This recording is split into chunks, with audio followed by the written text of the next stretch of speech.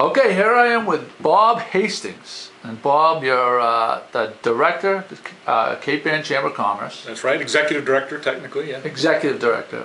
Tell me, what is the difference between a director and an executive director? Well, a director would be one of the 26 members of our board of directors who, like you, Okay. give advice and counsel to me and to the staff, and really are in charge of the due diligence of the business of the chamber. The executive director is the staff person who's responsible to make sure that the program of work is initiated. Okay. And you took the job after an iconic figure, Mike Costello, retired.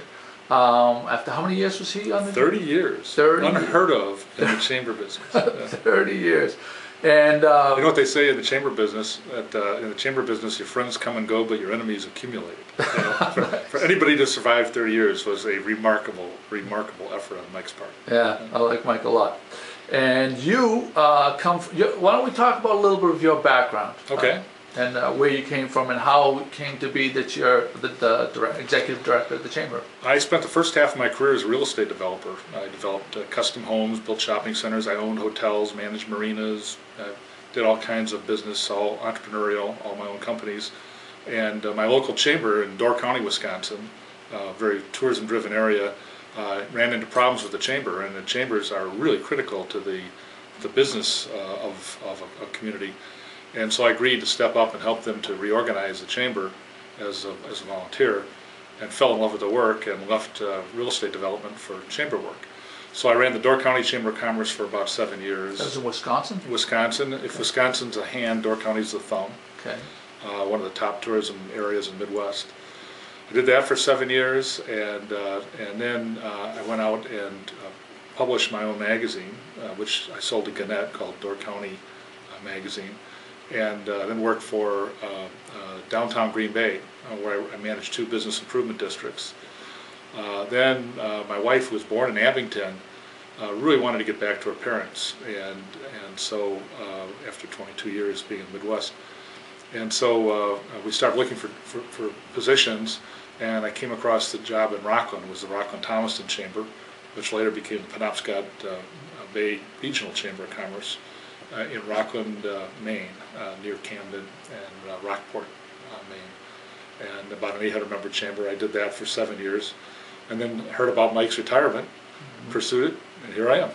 Okay. Now, you know about the blog that this is going to end up on Good Morning Gloucester. When it was all the talk came about hiring a new executive director, I was getting emails from people from Rockland saying how lucky we were going to be to have you come. I hadn't heard that. Yeah, no, I mean, probably there was about 3 or 4 different people, unsolicited people, Penelope Crane Fisher, a couple other people had said that you had done some amazing things up there. So you came very highly regarded, and now you're here, and we're lucky to have you. And you came in a very challenging business environment.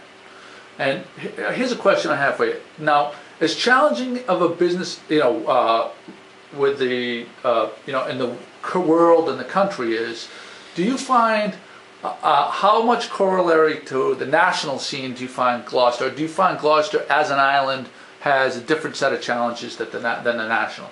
I think Gloucester does have an island mentality. I'm in the process of writing an article I call the Gloucester Waltz, about driving in Gloucester. When cars all agree, let's pretty go, and there is definitely an island mentality, which I love. I do think Gloucester is a little more insulated from the national economy because of that island economy, but we're still being impacted. Our members are being impacted. We're seeing businesses, particularly this winter, took a shot, and they're still coming out from under, exacerbated by all the rain we had in June, and now we have this water ban, which has really hit our restaurants hard. And so as our members have more and more problems, it affects their ability to pay us, for instance. So this is a business. Chambers of Commerce are businesses.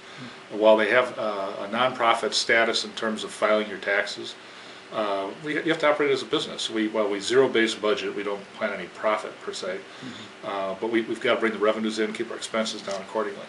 And so that's been the hardest thing is doing the program of work for a chamber, which I love, because chambers can really evoke major change. But we spent a lot of time just getting the next payroll done, keeping things going, and so that economy has definitely affected our chamber. And yet I've been really thrilled with the attitude of the business people and the people in the community that have welcomed Donna and my wife Donna and I, and it's been outstanding. Well, you live downtown. You're really immersing yourself into the whole. You're throwing yourself headfirst into the whole community, which is great to see. I've lived in 4 downtowns. I love downtowns, and that was when we had the opportunity to move into Brown's Mall. That was the perfect place for us. I can walk to work. I could walk the streets. Go home today at lunch and let my dog Sophie out. You know, that's terrific. And to see the downtown really starting to blossom just the time I've been here, not because of anything I've done, but the new pavement, the block parties that you've been so responsible for. And that's a group effort, but yeah. Yeah, but it's been extraordinary, and it's a bright place for me, that's for sure. Yeah, thanks.